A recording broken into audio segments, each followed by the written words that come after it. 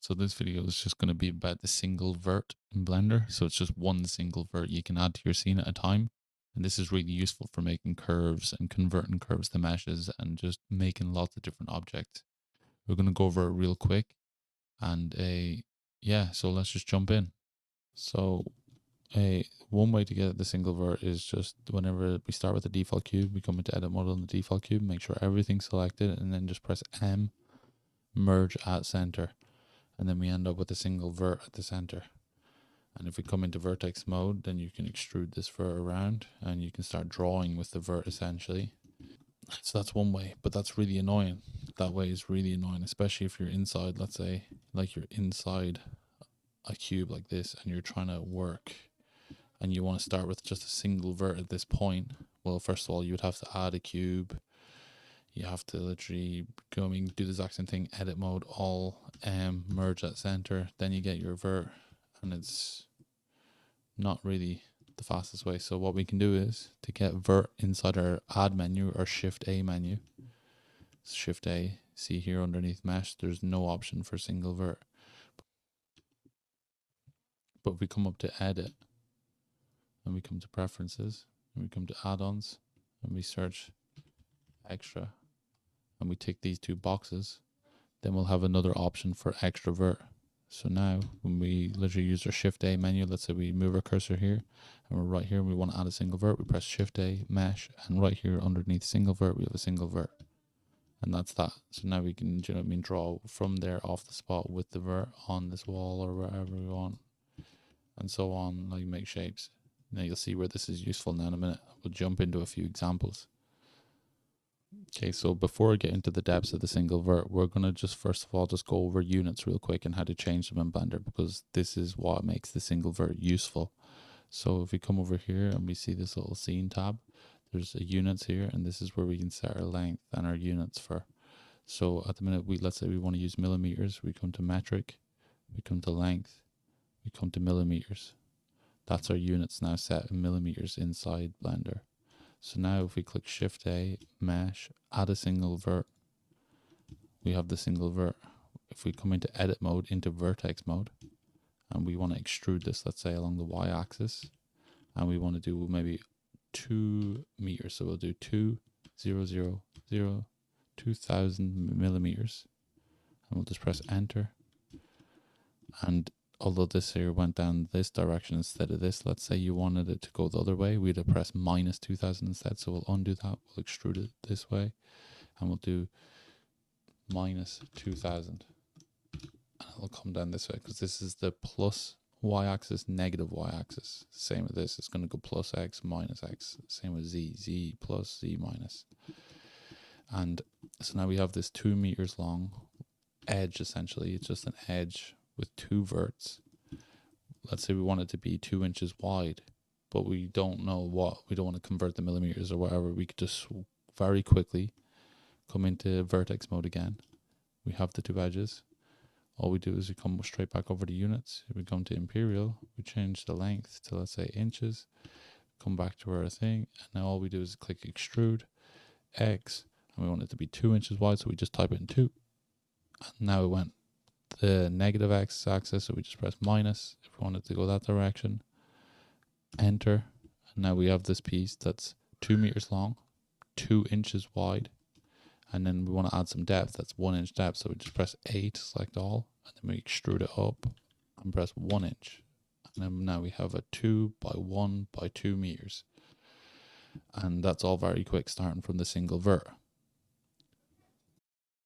One of the most powerful ways to use the single vert really quickly is to make pipes with it. So press Shift A, we come to single vert, add single vert, go into vertex mode, we extrude it upwards, extrude it in whichever direction we want our pipe to go.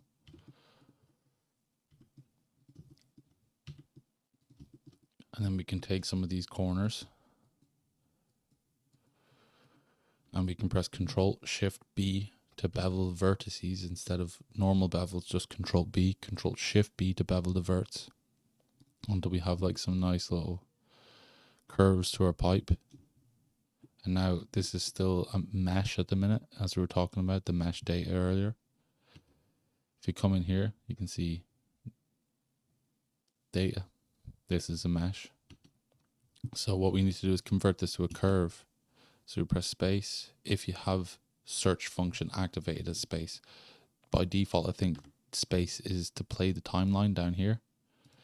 If you don't want that and you want space to be default, which I do recommend because it makes everything a lot easier, you come up to here, edit,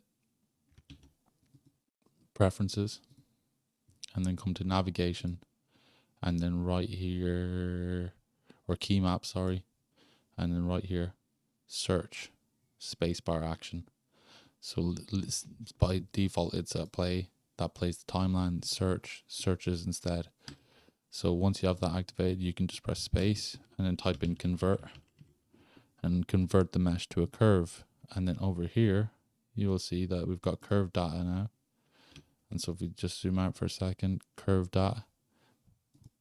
Once we add some to the bevel, to the depth is going to change the curve profile. So we can just start adding depth and making it thicker. And once we've added a bit of thickness to it, maybe we'll add a little bit more depth. Right click, click shade auto smooth, and we'll get a smoother thing. But now let's say we wanted to start modeling on top of this. So at the minute, if we come into edit mode, we can't really do anything with this. There's no geometry there. So we couldn't start, let's say, adding panels or extra details to it.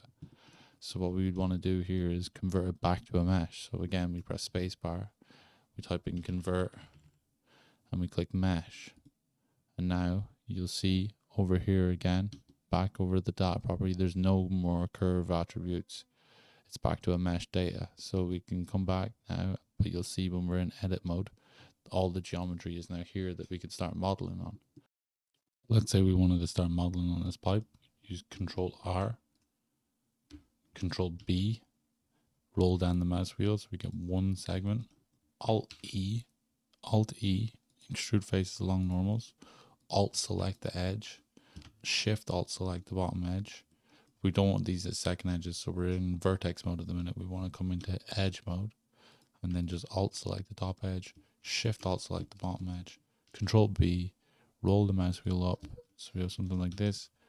We have a detail. Same for the end over here. If we want to make an end pipe, Alt select the end. E, S to extrude scale. E, lock to the axis with Z, and then down, and then the same for inwards. E, S to scale inwards, and then F to fill the gap. And just like that, we have some pipes made.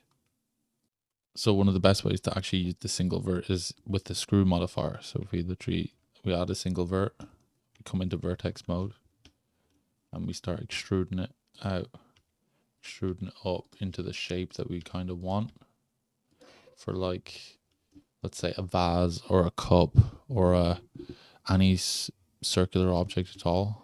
We just have a profile here. We come over here to the modifier and you can click add modifier and then come straight to screw, and then you have this, and it looks like a mess right now, but that's okay. Come back into the vertex mode and just move this one out and move this one in, and then maybe bevel it.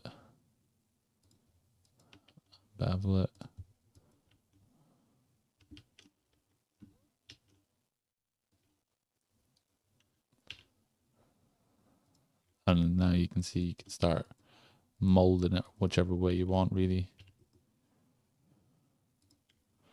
And then you can also grab two verts like this and then right click and click subdivide. And then you can grab the one in the middle and move it in if you want. And then maybe you want to make this more round, you can bevel it. And you can make some interesting objects like this. Another example of how we use the single vert is, let's say we have a room, right? So we'll just resert the origin. So put the origin back to the center. We'll add just a cube for now. Scale it up quite big.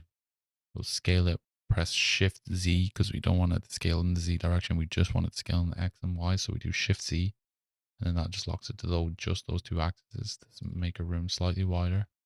Come into face mode, select the face, inset it a little bit, and we're just going to literally pump it down with Alt E to the bottom, just so we have something It's kind of like a room for now to represent just a room.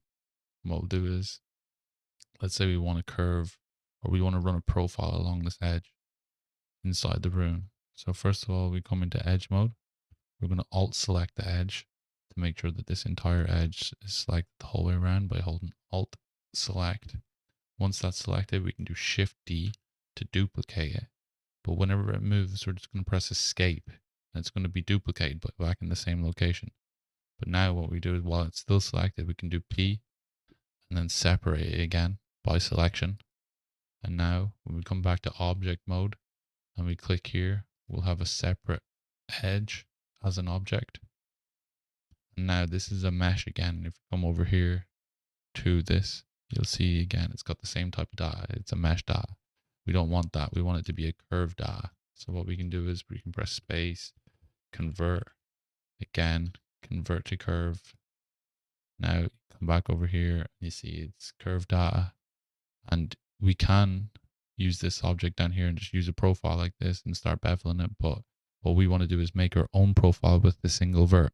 So let's say we come over here for a second, snap it to the top view by using Alt and middle mouse button. Then move our cursor here by Shift and right mouse button. Add, mesh, single vert, add single vert. Come into vertex mode and we can extrude it up.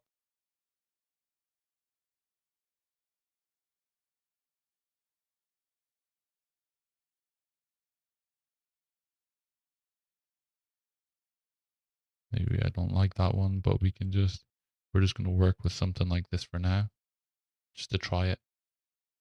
Again, once we have our profile, this is a really janky looking profile, to be honest, but we just made it real quick. There's no reference here. We're just going to use this. This will be fine on here for now. It's important where the origin is here, so we can see that the origin of the object is still down here. We can move the origin to this top corner by either, again, coming up to options and then ticking this box, origins. And you can see when we select the object, it's now only going to move the origin around. But I don't like using this option up here. I forget about this. Instead, I like to use control plus full stop or control period to come in and out of that mode. So we'll just do control period. And then up here, we're going to click snapping. We're going to come here. We're going to click vertex snapping. That's going to allow us to snap it to the corner of the vertex. As you see, when you come into vertex mode, there's a vertex right there. So now we can just press G, snap it to there, press control full stop or control period again, and then that's the origin set. Now, this also isn't a curve yet. So if you come over here to the data, you can see just here, data, it's not a curve.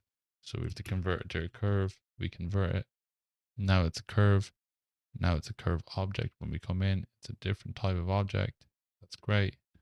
Now we can select our other object here, our secondary, our interior lining or our interior thing. That's a curve as well. Look, it's a curve as well.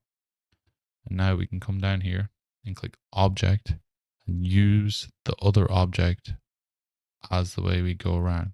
Now it might look super janky right now because it's massive. But what we can do is we want to just scale it the whole way down then. So now that we have this, we just want to scale it the whole way down until it fits the edge of the room. And you can see we have it running along the outside here at the minute, which is not what we want. We want it to run along the inside. So for now, what we're going to do is we're going to rotate the way that this object is sitting. So come back over here and we just have a look, rotate into view. We can see that this is flipped outside, but we want it flipped inside. So we can press control period and we can rotate it along the X, maybe 180 degrees. And you can see that that is not what we want. So we're maybe going to change it to Z. And now we have something kind of closer. And then we might rotate along the X 90 now. Just in case it wasn't explained like clearly enough, right? So there's the edge, right? And it's at this angle now and it's really steep. And that's because the origin is not right. So if we just rotate this, you'll see that it reacts live to the origin. But we want to rotate around one axis till we have it the way we want it to look. Like that's not right either. We can do Alt R to clear all rotations. Now we have it that way. Rotate Z 90.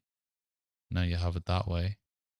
And you'll see you get all the different patterns. So it's just rotate in Z 90. You change it to the other side. So hopefully you gain some value from this video. If you want to see more like this, or if there's any questions, drop them down below and I'll try to get back to you as soon as possible. And that's it. See you in the next one.